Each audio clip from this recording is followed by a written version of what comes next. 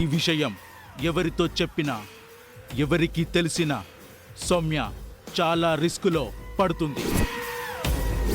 చూడండి అవని గారు, ఈయన ఇంటర్నేషనల్ ఛానల్కి డివోషనల్ డాక్యుమెంటరీస్ చేస్తుంటారు. మీ కుటుంబ ఆచారాల గురించి తెలుసుకుని వచ్చారు. మీ ఇంట్లో ఉన్న అమ్మవారు చాలా పవర్ఫుల్. మీరు పర్మిషన్ ఇస్తే అవని గారిని మేం ఇంటర్వ్యూ చేస్తాం, డాక్యుమెంటరీ షూట్ చేస్తాం. అంటే ఆ రోజు వాళ్ళు నిజంగా డాక్యుమెంటరీ షూట్ కోసం రాలేదా?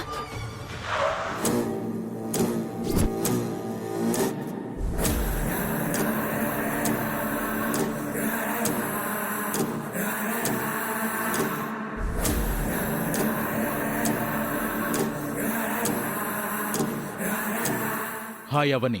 సౌమ్య గురించి తెలుసన్నారు కదా, నా సౌమ్య ఎక్కడుంది? మీరేం మాట్లాడాలి చెప్పండి. సౌమ్య మా దగ్గరే ఉంది.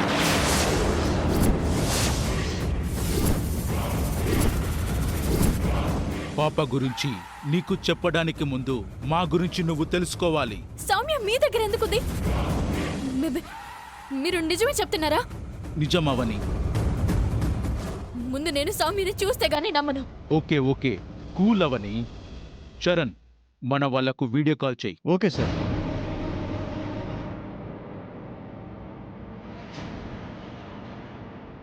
చెప్పన్నా. రేయ్, ఒకసారి పాపం చూపించరా. ఓకే అన్నా.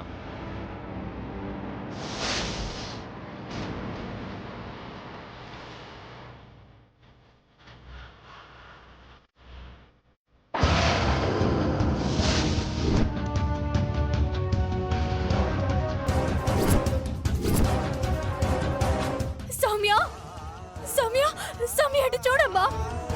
నేను నేను పిన్ననమ్మా. సౌమ్య, అమ్మా సౌమ్య.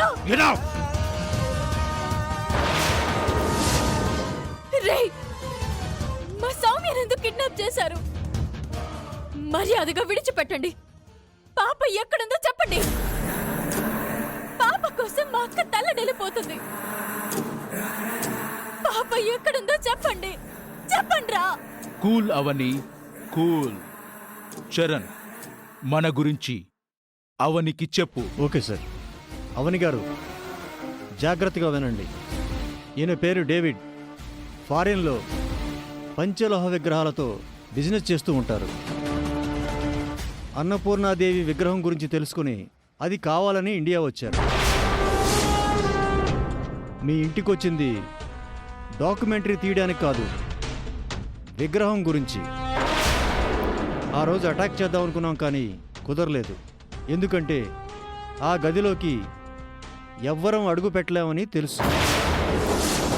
బాటమ్ లైన్ ఏంటంటే, అమ్మవారి విగ్రహాన్ని తీసుకొచ్చి మీరు డేవిడ్ గారికి ఇవ్వాలి.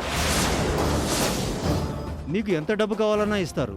అలాగే పాపని సేఫ్గా వదిలేస్తారు. లేదంటే పాప ప్రాణాలకి ప్రమాదం. ఆ విగ్రహం కొన్ని వేల మంది ఆకలిని తీర్చి అక్షయ పాత్రరా. దాని మహిమ గురించి మీకు తెలీదు. మీరు అమ్ముకోవాలని చూస్తున్నారు. మేము దానిని నమ్ముకుని బతుకుతున్నాం. అమ్మవారు బయటికి రాకూడదు. ప్రజల క్షేమం కోసం అక్కడే ఉండాలి. నేనెట్టి పరిస్థితుల్లోనూ తీసుకురాను. అయితే పాప మీద ఆశలు వదులుకోండి.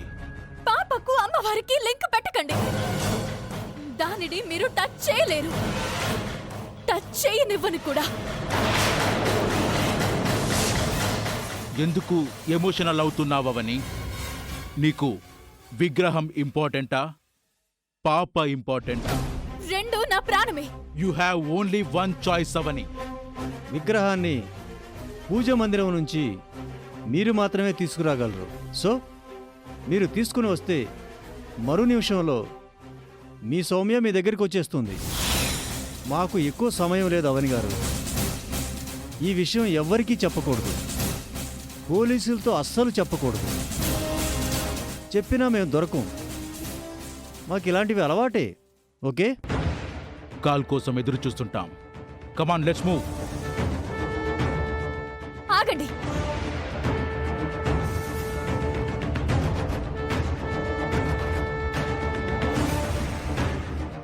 అమ్మవారి మహిమ గురించి మీకు తెలియదు. అమ్మవారిని నా ప్రాణం పోతుందనుకున్నా బయటికి తీసుకురాలేను. ఆ విగ్రహం నా అత్తయ్య ఇంట్లోనే ఉండి పూజలు అందుకోవాలి. కమాన్. ఏయ్, ఆగండ్రా. ఏయ్, రేయ్, రేయ్, ఆగండ్రా. రేయ్, మా సౌమ్యను వదిలేయండి. మీరు నాశనం అయిపోతారు. రేయ్, రేయ్, ఆగండ్రా.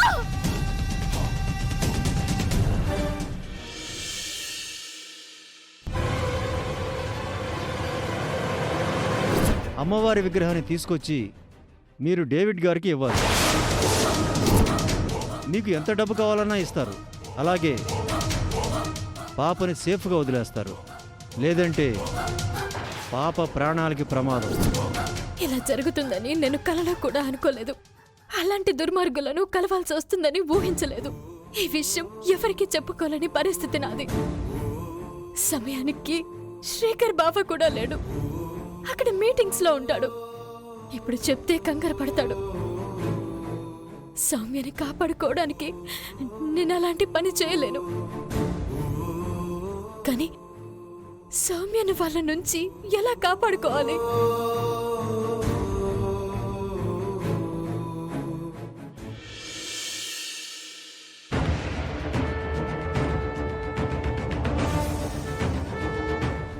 ఏదో రకంగా నచ్చ చెప్పి ఇంటికి తీసుకెళ్లాలండి. కాస్త బెట్టు చేస్తారు. అయినా సరే ఎలాగోలా బతిమలాడి తీసుకువెళ్దాం.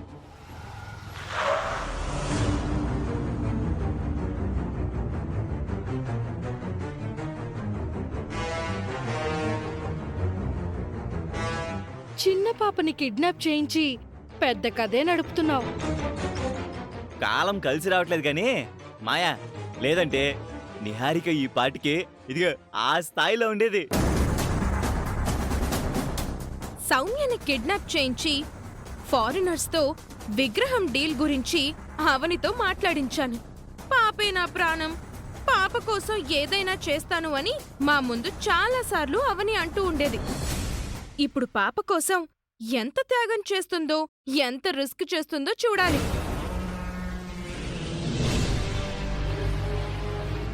ఇప్పుడు నేను ఉపయోగించింది వజ్రాయుధంతో సమానమైన ఆయుధం లాంటిది. యుద్ధరంగంలో చేతిలో ఆయుధం లేకుండా మిగిలిపోయిన సైనికుడి పరిస్థితి ఎలా ఉంటుందో అవని పరిస్థితి కూడా ఇప్పుడు అలాగే ఉంటుంది. ఖచ్చితంగా అమ్మవారి విగ్రహాన్ని ఆ ఫారినర్స్ కి అందజేస్తుంది. ఆ విషయం బయటపడుతుంది. పోయి అమ్మవారిని దొంగల పాలు చేస్తావా అని అత్త చేతిలో అవనికి మొదలు దొరుకుంటుంది. ఏ విషయంలోనైనా క్షమించే నా అత్త అమ్మవారి విషయంలో మాత్రం బిడ్డలని కూడా క్షమించదు. అప్పుడు అవనికి ఇంటి నుండి బయటికి పోయే పరిస్థితి తప్పదు. అంతేకాదు, ఇక జన్మలో అవని తిరిగి మళ్ళీ ఇంటికి రాలేదు. మీరు చెప్పింది వినటానికి వినసంపుగా ఉంది. నిజంగా జరిగితే కనుక ఎంత బాగుంటుందో. ఇప్పుడు మీరు విన్న సౌమ్య కిడ్నాప్ ఆడియో రేపటి రోజున వీడియోగా మారుతుంది. బిగ్ స్క్రీన్ లో సినిమా చూసినంత థ్రిల్ గా ఉంటుంది. మనం పాప్కార్న్ తింటూ ఎంజాయ్ చేయొచ్చు. నిహారిక, నిహారిక, నిహారిక.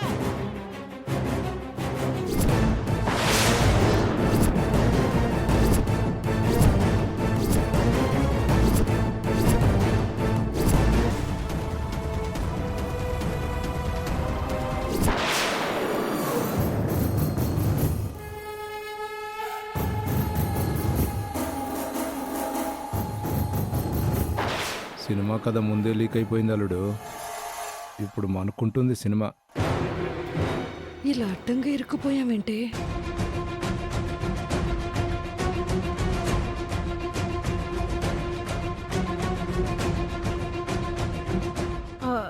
అత్తయ్య, మీరిలా సడన్ గా వచ్చారేంటి?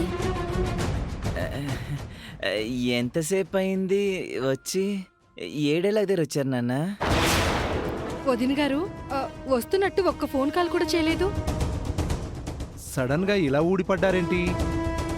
మీరు ఇక్కడికి ఎందుకు వస్తారులే అన్న ధీమాతో మా పార్టీకి మేము ఎందుకు అందరూ కంగారు పడుతున్నారు? సౌమ్య పేరు వినిపించిందేంటి? సౌమ్య గురించి ఏం మాట్లాడుకుంటున్నారు? అంటే మీరు అసలు మ్యాటర్ వినలేదన్నమాట.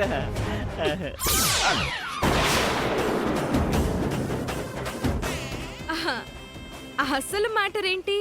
ఏం మాట్లాడుతున్నావు కృష్ణ నువ్వు?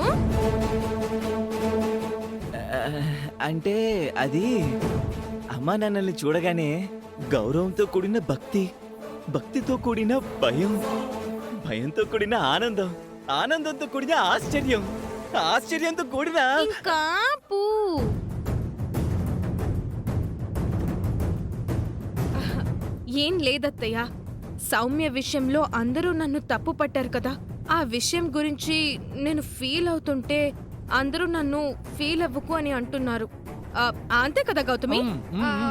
అంతే అంతే. ఆహా. మా ఇంటికి ఎందుకు వచ్చారు? కొడుకుని కోడల్ని తీసుకువెళ్ళడానికి. వీళ్ళేమి నా ఇంటికి సంక్రాంతి పండక్కి రాలేదు. ఆ అవని వల్ల, ఆ సుజాత వల్ల జరిగిన ఘోర అవమానానికి బాధపడొచ్చారు. బావగారు, మీరు పిలవగానే పరిగెత్తుకుంటూ వచ్చేస్తారనుకున్నారా? కుటుంబంలో గొడవలు సహజం అమ్మా. అలా అని ఎన్ని రోజులు మా ఇంటికి రాకుండా ఉంటారు? కొడుకు కోడలు మా ఇంట్లో ఎక్కువ రోజులు లేకపోయినా కూడా కూతురు అల్లుడు మీ ఇంట్లో ఎక్కువ రోజులున్నా చూసే జనాలకి మనం లోకువైపోతామమ్మా. మీరిలా వచ్చేయటం మాకు బాధగా ఉంది. వచ్చేయండమ్మా. కుదరదండి. గొడవలు వచ్చినప్పుడల్లా మీరు మీ మేనకోడలికి సపోర్ట్ చేస్తూ నా కూతుర్ని తక్కువగా చూస్తున్నారు. అందుకే నేను నా కూతుర్ని పంపను. అలా అనుకోదినా? నేను నా కూతుర్ని పంపించటం కుదరదు. మీరు బయలుదేరండి.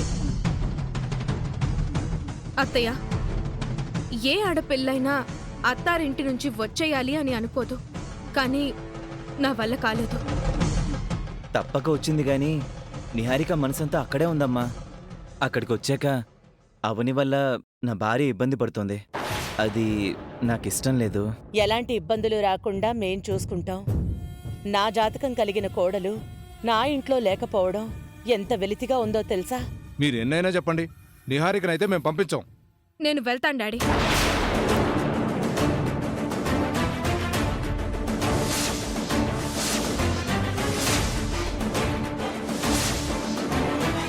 నీకు అవమానం జరిగిన చోటికి నువ్వు వెళ్తానంటావేంటి?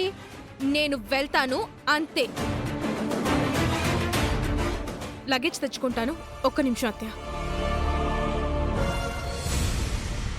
నేను వెళ్ళి తెస్తాను.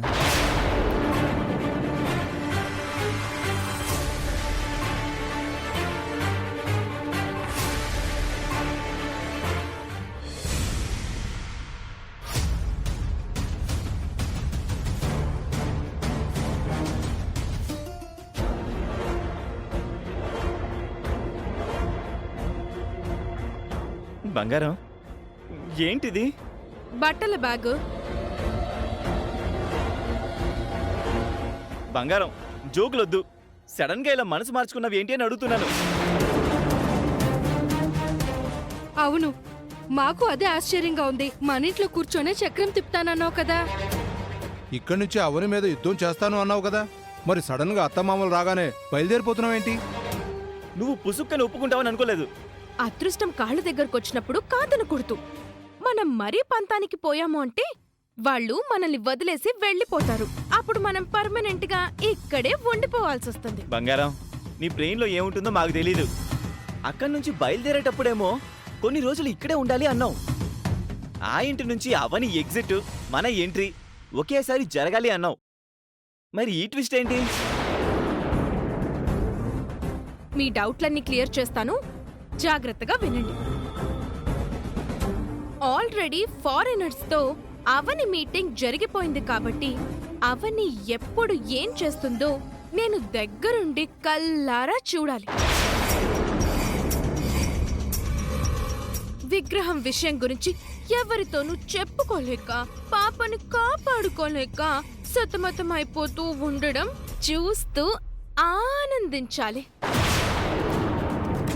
సుజాత నా చంప మీద కొట్టింది. కత్తి పట్టుకొని చంపడానికొచ్చింది. ఆ అవమానమే భరించలేక రగిలిపోతున్న సమయంలో అవని కూడా చేయి చేసుకుంది. ఏదో సాధించేసినట్టు అహంకారంతో విర్రవీగింది.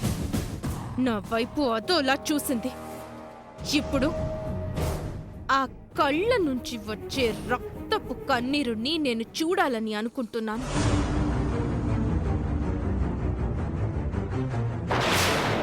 ఈ ఇంట్లో ఉండి ఆడాల్సిన ఆట నేను ఆడేశాను.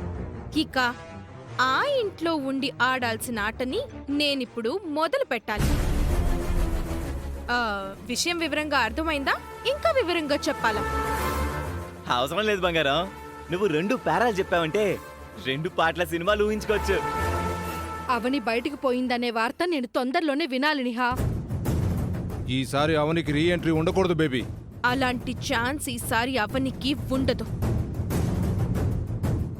ఇంకా చూస్తావే, బట్టలు సర్దుకో. చదువుతాను.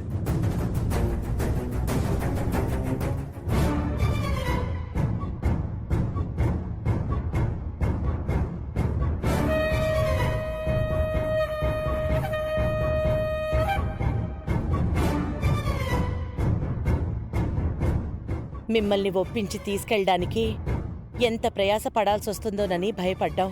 మా బాధను అర్థం చేసుకుని తొందరగానే బయలుదేరినందుకు థ్యాంక్స్ అమ్మా. మీ ఇంట్లో నా కూతురికి ఏం జరగకుండా చూసుకుంటామని భరోసా ఇచ్చారు కదా, అందుకే బయలుదేరింది. మాకు కూడా కాస్త కంగారు తగ్గింది.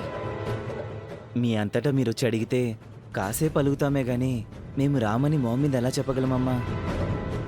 అయినా మాకు మాత్రం మీ దగ్గరికి రావాలని ఉండదా ఏంటి? బయలుదేరదాం అత్తయ్య గారు. బయలుదేరదామమ్మా. వదినా, మీరు మనసులో ఏం పెట్టుకోకండి. అప్పుడప్పుడు ఇంటికొస్తూ ఉండండి. మేం మీ ఇంటికి రాకపోయినా పర్వాలేదు. మా అమ్మాయి మీ ఇంట్లో సంతోషంగా ఉంటే చాలు. మాకు అదే ఆనందం. గౌతమి, మిమ్మల్ని వదిలి వెళ్ళాలంటే బాధగా ఉంది. అలా అని నేనుండాల్సిన ఇల్లు ఇది కాదు కదా. వెళ్ళొస్తాను. అవనితో జాగ్రత్తమ్మా. మీరేం దిగులు పడకండి. నిహారికకు ఎలాంటి ప్రాబ్లం రాకుండా మేం చూసుకుంటాం. బయలుదేరదామమ్మా. అన్నయ్య గారు, కనీసం కాఫీ కూడా తాక్కుండా వెళ్ళిపోతున్నారు. వీళ్ళు మాతో బయలుదేరడం కడుపు నిండినంత ఆనందంగా ఉందదినా. ఏం పర్వాలేదు, బయలుదేరుతాం. రావుకాలం వచ్చేయగలదు. తొందరగా బయలుదేరదాం. పదండి. పదండి.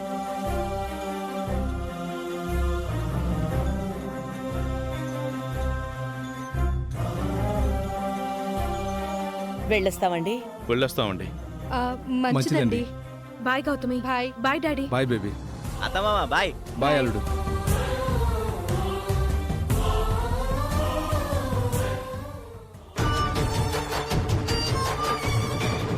పూర్ణాయనో, మనకు పుట్టింది సామాన్యురాలు కాదు.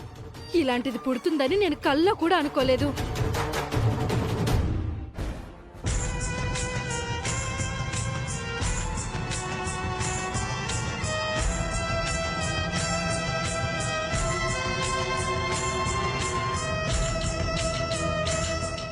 సౌమ్య గురించి ప్రస్తుతం అక్కతో నేను చెప్పలేను. భయపడిపోతుంది. అక్క ఎంత దిగులుగా ఉందో ఏంటో.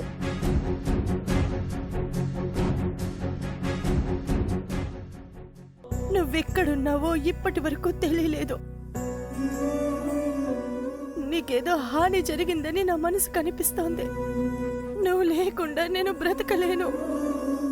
నీకేదో జరిగిందని తెలిసిన తర్వాత నా గుండె ఆగిపోవడం కంటే నేను ఇప్పుడే చావడం నయమని నిర్ణయం తీసుకున్నాను.